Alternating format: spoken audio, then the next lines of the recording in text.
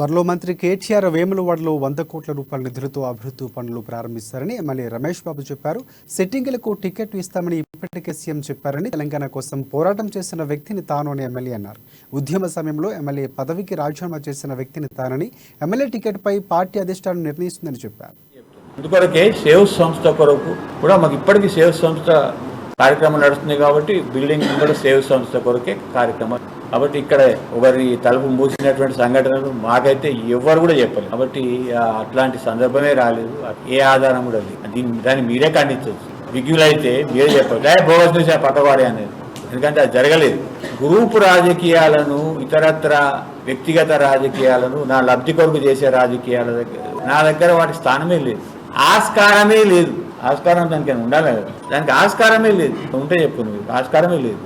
కాబట్టి అట్లాంటి ప్రశ్నలే ఉత్పన్నం కావు. చెన్నై